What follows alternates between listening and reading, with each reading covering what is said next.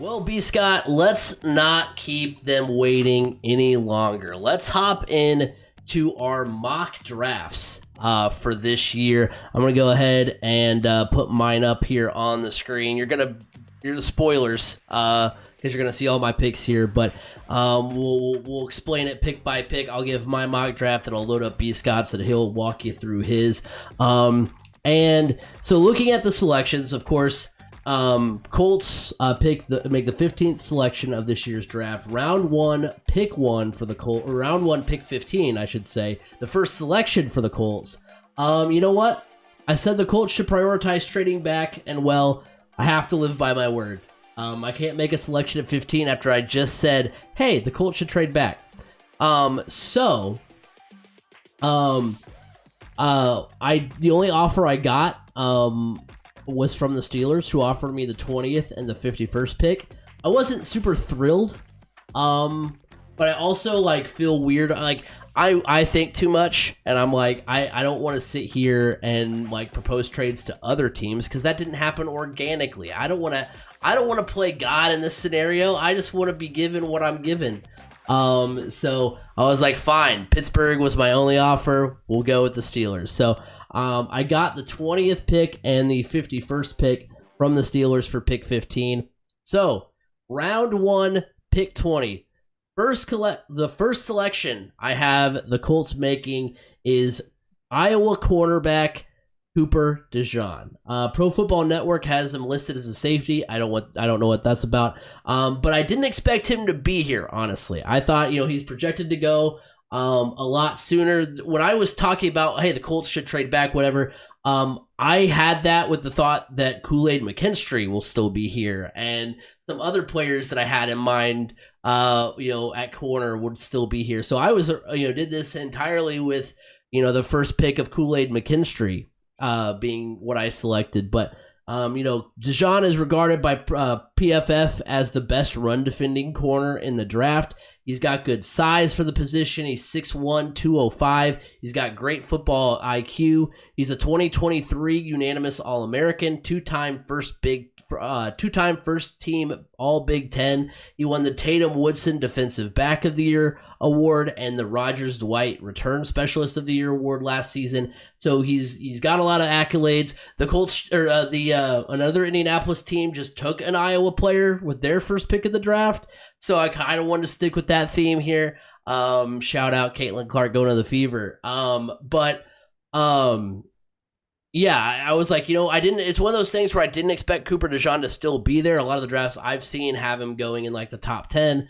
So it was almost I have to pull the trigger with him still being there. But I think, like I said before, that's the whole reason to trade back, because there's a lot of other good corners like Kool-Aid McKinstry that will still be there as well.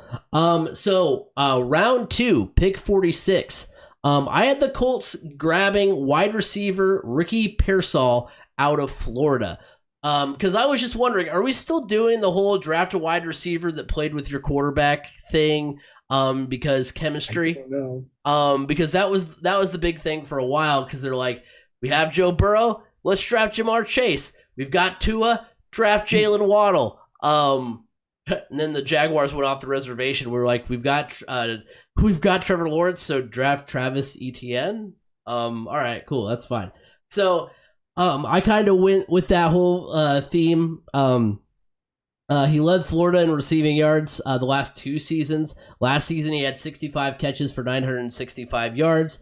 He drew comparisons to Chris Olave at the Combine, so never hate seeing comparisons like that. According to his draft profile on NFL.com, he's elusive. He's not afraid to lay out and make a catch. An AFC regional scout says he gets open and has great hands. So what else could you want out of your wide receiver? And you add him to the wide receiver room with Josh Downs, with Michael Pittman. I mean, that is a great arsenal of talent to have there at the wide receiver position. As the fruits of my trade, I also got to pick round 2, 51, where I got safety Javon Bullard out of Georgia. I was between him and Cameron Kinchins out of Miami, Florida. I won't lie, I succumbed to who was kind of ranked higher. I the projections on different sites were so different that I got like kind of lost in that. So I ended up going with Bullard. I think the Colts couldn't go wrong either way, and if they went Kitchens, if they went Bullard, I think either one is a great pick. Bullard was ranked higher. He was projected to go higher in the research I did. So I was like, wait, so am I being lied to about Kitchens? What am I missing here? And so I ended up going with Bullard.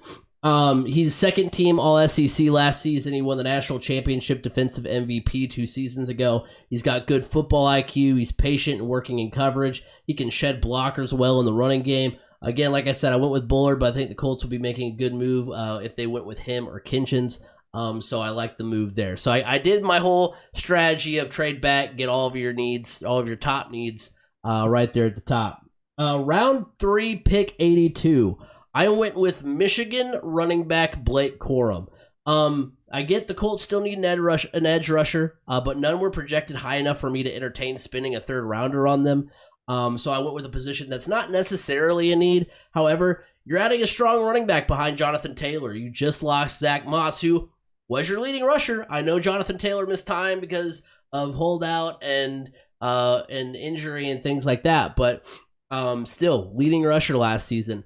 Corum is an offensive MVP of the national championship game this past season. First team All-American last year. Unanimous All-American in 2022. Big Ten MVP in 22. Two-time Big Ten running back of the year. Two-time first team All-Big Ten. I could have gone wide receiver here as well. I thought about taking Tez Walker, who was on the board in the draft that I did. So I thought about going with him. But I was like, you know what? I just drafted a wide receiver. I don't want to draft another one, like 2 picks in a row. But I think Corum can fill that void in the backfield left by Zach Moss. And then, B. Scott, the moment you have been waiting for. Round 4, pick 116. The Colts select Florida State quarterback Jordan Travis. I said it last football season. This year is a deep quarterback class, and given Anthony Richardson's history and tendencies, I think it's wise to at least kick the tires on drafting another signal caller.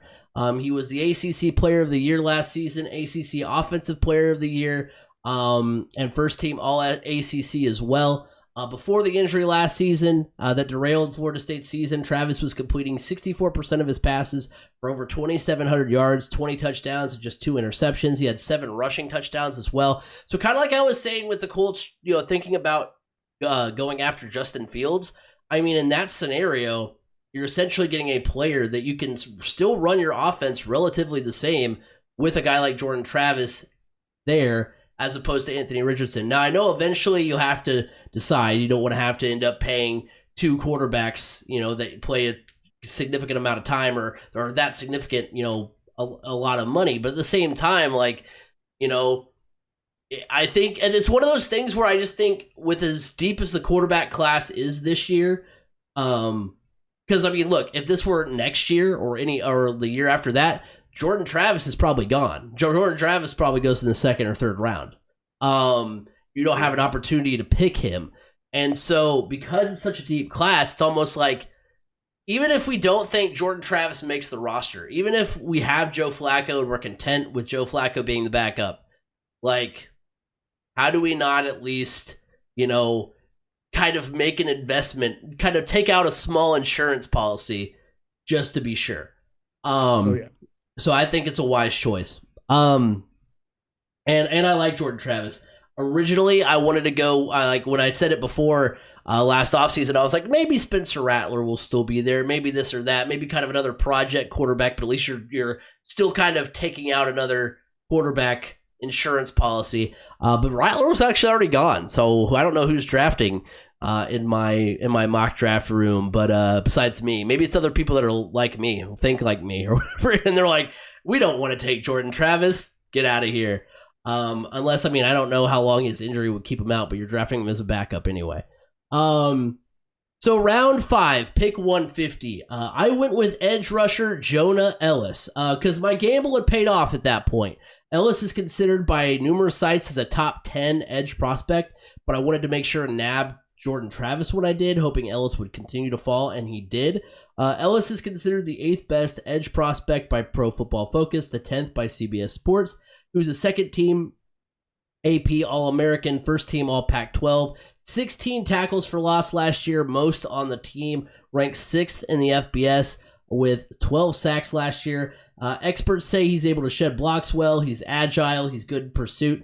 To get him in the 5th round, in my opinion, is a steal. So went and grabbed Jonah Ellis there. Round 6, pick 190. I went with safety Josh Proctor from Ohio State. He's a top defensive prospect, still available in my mock draft. And I wanted to double up on a position of need. He's got good footwork, and he's strong underneath. He's a solid tackler and good in the run game. So I thought, hey, why not take out another, see what you can get with another safety there. And then my final pick, round 7, pick 234. I went with tight end out of Michigan, A.J. Barner. One position of need that I've seen mentioned for the Colts is tight end. Like I was telling you, B. Scott, I mean, I just don't wait. Look, I know there's guys, on the board like Brock Bowers. I know. And look, I like Brock. If the Colts end up going with Brock Bowers, not going to be mad about it. But I also think like Kylan Granson did okay. Mo Alley Cox is solid. Jelani Woods has been okay as well. To me, tight end is kind of like, when I think of, as, the only GMing I've done is fantasy sports. So that's what I think of. I'm like, tight end to me is kind of like a catcher in baseball. Like, unless you have one of the best ones, it doesn't really matter who you have. And so, yeah, like to me, having an amazing tight end, like a Travis Kelce, I mean, I know it's a big comparison, but like which I'm not saying Brock Bowers is that, just to be clear, but to have like, he's being compared to that. Well then, hey, I'll take it then. But yeah, like if you have a chance to like having a tight end like Travis Kelce, that's a game changer, or like a Rob Gronkowski, Sam Laporta, somebody like that, Sam Laporta. Why can't George Kittle? I was like, why can't I think of his name? George Kittle. Like that's a luxury. Like that's great, but you don't need him to like. It's great to have him, but you don't need him. Like that's right. Where I think there are other needs that are more important for the Colts to go get rather than getting a tight end when you have, guys that are passable in Kylan Granson, in Mo Alley Cox, in Jelani Woods. But nevertheless, what's funny is I almost took Barner with my 6th round pick, but opted to go defense. He winds up as the best offensive player still on the board in the 7th round, and I can satisfy the need the Colts have at that position by still going with a tight end. Probably should have gone tight end earlier because, you mentioned a couple tight end prospects. I was like, oh yeah, I forgot they were in this year's draft. I kind of wish I would have drafted them. Cade Stover. Yeah. Perfect fit for the Colts. Or I could have gone interior offensive line here as well, but I think the tight end room is overcrowded, but maybe between the 4 of them, something will get figured out. So I went. I'm sorry, AJ Barner, that wasn't like the most stunning review of your play. But that's who I think the Colts will go with. Michigan also did not feature tight ends in their offense. They do sometimes, but they definitely didn't. Like AJ Barner, because I looked at like as I got later in the draft, I was like, okay, there's not much on these guys like on the site, so let me see what they did like at their respective universities. And they're like, yeah, he won the Rose Bowl in the national championship game. That's it. I'm like, okay, well, so did every other player on Michigan this last year. So that's not a whole lot of discerning qualities that he has. But he's tall, he's good, he's gonna. I think he'd be fine. I mean, it's a 7th round pick. You're not, maybe that, maybe 7th round picks, hey, maybe they're Brock Purdy and they are amazing, but maybe they don't make the team at all. So you never know. But, excuse me. But yeah, I mean, AJ Barner would be solid. We'll see if the Colts are in that position, or they'd probably get a tight end sooner because they make a better trade at 15 than I did, but they get maybe more picks, maybe another pick or 2 this year instead of just one other pick. So that's that's my mock draft. I got Cooper DeJean, Ricky Pearsall, Javon Bullard, Blake Corum, Jordan Travis, Jonah Ellis, Josh Proctor, AJ Barner. Those are the players I think will be donning the Colts blue and white this next season. All right, now it's time for mine, and I have to preface this by saying I am okay. So these mock draft simulators that you can go through, they rely so heavily on their big board that and sometimes they're just way off. And if you want your draft to be graded well, you need to play their game. You just got to be shameless and not play their game. You'd be like, hey, look, I got this draft grade of a D, but I got all these players that I think are good. For me, the number one player, I think he will be available for the Colts at 15, or if they want to trade back a little bit, I've already mentioned him earlier, is LSU wide receiver Brian Thomas. Obviously, you can see my draft. I did not get Brian Thomas. I got him in another one that I ran where I did multiple trade backs and I landed him at 25. But I mean, I just think Brian Thomas is one of the best route runners, has great set of hands, severely overlooked. I mean, look, Brian Thomas led LSU. It was all eyes on Malik Neighbors, but when you looked at the guy that was leading LSU in touchdown receptions, it was Brian Thomas Jr. I just feel like he's got the potential to have a great career. But let's get to my mock draft. The one that I found that was the most where I think the Colts could land. So I did not with this one. I did not do any of the trades that were proposed just because I'm not an NFL GM and I don't, that some of these are like, oh, this is a 70% chance this will be accepted. And it's like, you asked for 2 picks, or there's other ones that are like, that's why you only make the trades. Like 100% chance. That's why you only make the trades. Like the only time I've made trades is I've tried to channel my inner Chris Ballard, and I'm like, I think he would make that. I do think he will make trades. But typically where he starts making trades is later. So because it's such a crapshoot when you get into the later rounds. So I just went straight with the picks the Colts have right now. And this is the one I landed on that I felt was the most likely. So at number 15, I took Alabama cornerback Terrion Arnold. Look, coming into this draft, the top corner coming out of Alabama was hands down Kool-Aid McKinstry. And you're like, he's going to be way gone way before then. But then people started talking, yeah, but Terrion Arnold's got the length. He's a solid. His football IQ is off the charts. I mean, this guy is probably and most likely the better of the 2 prospects.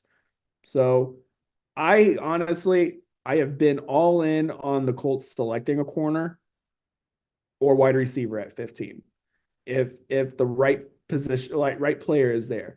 So the corners I've looked at have been Terrion Arnold, Nate Wiggins out of Clemson, and Kool-Aid McKinstry.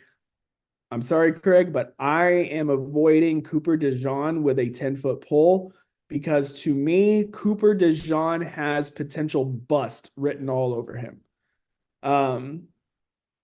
Look, yeah, he's fast. He's a good return man, but I think he's going to ultimately be a better safety in the NFL than he would be a cornerback. A guy that can roam and use his athleticism that he has in the backfield rather than trying to keep up one-on-one with a player like a Justin Jefferson or a T. Higgins or a Calvin Ridley or whoever it might be. I need a little bit more athleticism there, and Cooper DeJean just worries me that he's like the flavor of the month because everybody was talking about him this year. Yeah, no doubt. He had a good year and everything. It's just, I don't know. The pit of my stomach says avoid him. So I went Terrion Arnold. Round 2, pick 46. I got lucky and landed a wide receiver that a lot of people have picked to the Colts. whether it's a trade back or this is a back end first round type wide receiver. But Keon Coleman out of Florida State, transfer from Michigan State, had an outstanding year. He has the size. I think he'd be a great running mate with Michael Pittman and allow Josh Downs to be used in a underneath role. I just think he would be a great complement. He would be what they hoped Alec Pierce was. And that's the same thing with Brian Thomas Jr. as well. Those are the two wide receivers. I'm like, they could be what we were hoping Alec Pierce would be alongside Michael Pittman. So then moving on to round 3, pick 82. Look, we all know that Ballard loves to pick he loves to build within the trenches. I don't know why I've always landed on Blake Fisher here from Notre Dame, offensive tackle. Blake Fisher's got a little bit of some local ties and everything. And round 3 is when the Colts typically have made selections like that. So I don't know why. I've just constantly have gravitated in any mock draft to Blake Fisher. Round 4, pick 117. Honestly, I was very surprised that this player, running back Tyrone Tracy out of Purdue, was graded this high. I think it might be a little bit too high for somebody that has only played running back for 1 year. However, he had an outstanding NFL combine, like turned a lot of heads there and then backed up that performance at Purdue's Pro Day. So then you're like, well, we need a backup running back for Jonathan Taylor. Why are you picking somebody that has only played running back 1 year? He's been a wide receiver before that, blah, blah, blah, blah, blah. Well, look, one, a running back that doesn't have a lot of tread worn off on the tires is huge, huge. 2, he really performed. He had his best statistical season as a running back prior to being a wide receiver at Iowa and then later on at Purdue. So the switch to running back really, really, really helped him come into his own.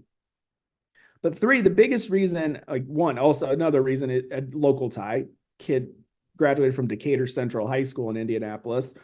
But Tyrone Tracy would give the Colts a different kind of weapon at running back, very similar to the Nyheim Hines type player. And if the Colts are really wanting to, look at an RPO type offense, a player like Tyrone Tracy could, I just kind of feel like his athleticism and when he hits the outside, it's a game changer. If you needed to motion him out of the backfield and into the slot, you're able to do that. He's got to be a great pass catcher out of the backfield. Look, he proved to be a great blocker. I mean, there was going into the season last year at Purdue, running back number 1 was Devin Mockabee.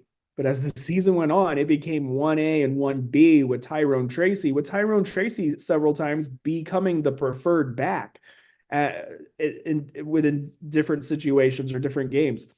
I just think he would be a great weapon to utilize. Moving on then to round 5, pick 151. Colts need wide receiver help, and this pick was just kind of one of those that was sitting there and it was like, this is too enticing, graded out at 146 on the big board, picking at 151. I knew it would grade out well, but wide receiver Luke McCaffrey out of Rice. Yes, McCaffrey, the younger brother of Christian McCaffrey. He's not on the same level as his brother, but you never know. Look, we all would have said the same thing probably about TJ Watt coming out of college. Like, yeah, he's not on the same level as JJ, and now TJ Watt has just blown up. So who knows? It could happen again. Round 6, pick 191, just like you, Craig. I went with Ohio State safety Josh Proctor. Look, this guy's got the experience. He's a solid safety. It's, and right now I don't I feel like the Colts need some solid help at safety. Yes, they re-signed Julian Blackmon. Yes, they still have Rodney Thomas back there, and those both of those guys are great. But what we have seen in the past is if one of them goes down, it is a sharp decline in talent. And I think Josh Proctor would be a great depth piece in the defensive backfield. Just smart player, just has a nose for the ball. So I really like that pick of Josh Proctor. And then to round things out at round 7, pick 234. Look, you get into the 7th round, and it really is kind of just a toss-up. The best player available in the draft was interior offensive lineman guard Javion Cohen from Miami, the U. And I was just like, you know what? The Colts do need some help at the interior offensive line, and that is very Ballard-like to take somebody on the O-line late and hope that it's a diamond in the rough. I mean, we've seen it a couple times that he's taken somebody late and they've made the active roster the following season for their rookie year. So Javion Cohen, and he graded out as an A+. So typically, if you go through these mock drafts, the later picks usually come in around like an A- at best, but mostly in the B range. So to land a 7th round pick that gets you an A+ grade, I'll take it. Yeah, 100%. I mean, like looking at your mock draft, I was gonna say I like the pick of Keon Coleman. I was kind of a little bummed that I missed out on him. I like Tyrone Tracy. I like Luke McCaffrey. You might be going after the name there, but at the same time, like, why not take a shot? Like you said, once you get to a later point. So I like what you're able to do, in some of those later rounds, and you never know. I mean, you said, once you get to those, to that end there, you never know, what you're going to get. So why not make kind of a move? And you did more with the interior offensive line than I did, because I was like, maybe I should have gone there, because the Colts do need that. They do need an interior offensive line, and I don't think I got anybody in mind. But yeah, it'll be interesting to see what they're able to do, with those later picks. Like I said, though, next time you need to be a rebel. You need to be like, hey, heck you, PFF. I'm doing what I want. There was another one where, I mean, I made multiple trades. I ended up, so another one, just real quick rundown. I got Brian Thomas Jr. at pick 25. I got Tyler Nubin at pick from safety from Minnesota at pick 46. At pick 55, these are some of the picks I got from trades. I took cornerback Kamari Lassiter out of Georgia. Pick 82, I took wide receiver Devontae Walker out of North Carolina. Another pick that I gained, it was pick 91. I took safety Kalen Bullock out of USC. This is the one I also kind of went on a little bit of a name grab as well. But pick 117, I took linebacker Jeremiah Trotter Jr. out of Clemson. Pick 151, I took halfback Will Shipley out of Clemson. Pick 191, I took cornerback Nehemiah Pritchett out of Auburn. And then to round things out at pick 234, which was I took a running back Frank Gore Jr. So I made some moves. So other ones. I'm usually the player that I am really. I think the Colts should pick in the middle rounds. We talked about tight end and everything, but it is Cade Stover. I think. I mean, I picked him once in one, and I got an A- grade on it. But Cade Stover is. I mean, the past few years in the Ohio State offense, he has been an absolute game changer for them. And no, he is not on the same level as Brock Bowers, but he is that do-it-all type tight end that is going to make your team better. So I've always liked the idea of Cade Stover, and I could see that happening in the middle rounds. See, I'm always the guy that goes off the wall with like my predictions for like races and stuff. So maybe that's your mantra next year, just because you're gonna grade out well if you make a bunch of trades. So it won't make a difference who you pick. So just go all out. Go be like, I made a trade with every pick, and this is what happened.